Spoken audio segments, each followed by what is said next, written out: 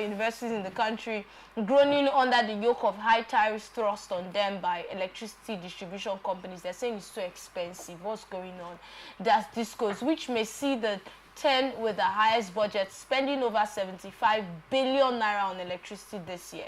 Reports show that the situation has led to many universities rationing their power, or some being disconnected from the national grid by discos because they have not paid their bills. However, the universities are not finding it easy to cope with the high electricity tariffs, as their recent categorization into Band A without commensurate provision of electricity is putting them under severe pressure. And for instance, the monthly bill given to Unilag jumped from 180 million naira to 300 million, and that is a huge hike. The situation is same in Abu, that's University of Abu, that contends with about 300 million naira monthly bill. And at the Federal University of Technology, Akure, Futa, the Benin Electricity Distribution Company raised the monthly bill from 20 million to 60 million naira. And the university is supposed to enjoy 20 hours of power supply, but it hardly gets even 8 hours daily. This is also the case for some of the individuals who have been given notice that they are now on Band A, but they are not getting the commensurate power supply to their houses and their businesses. And it's the same for these universities. But you know, the students do not understand this. The students are having blackouts now, because the story told us that some of these universities have even been disconnected completely. You know the problem. What you know is the problem? You know, the student union government in each of these schools are children. Okay?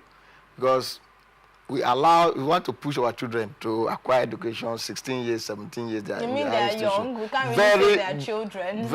Of course, they are young. Let me use that word, they are yes. young. Okay? If it was when men were in universities, these are issues of student unionism to take over the streets and say this must not continue. We had that case in Benin where the students actually blocked the major way. That is it.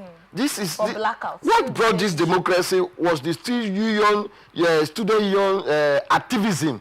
Talks brought about this democracy we are all enjoying. We have men that speak. We have men that have activism in their blood, that don't keep quiet when things is going wrong. Do we still have those men in the university today? We have our young children in the universities, I should not be using their word, because they are all my own children anyway. Because we don't have this student union being active.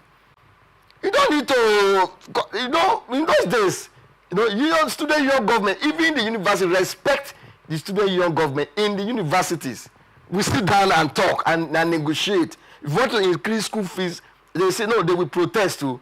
And student protest, one thing about student protest is not like when women are protesting.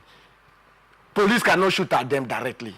Okay? Sometimes you cannot even arrest them because they are students. Most they are with their ID cards. In those days, you are going for protest and you are a student. You say, oh, I'm a student. This is where is the ID card? Go.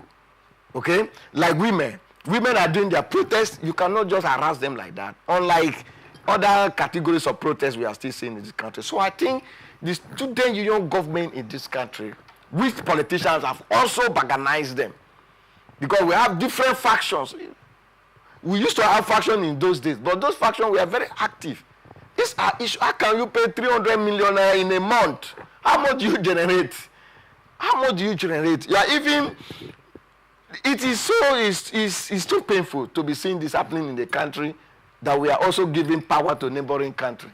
So if we are sharing power to neighboring countries, then their universities are enjoying 24 hours power supply in this country. We also give power to.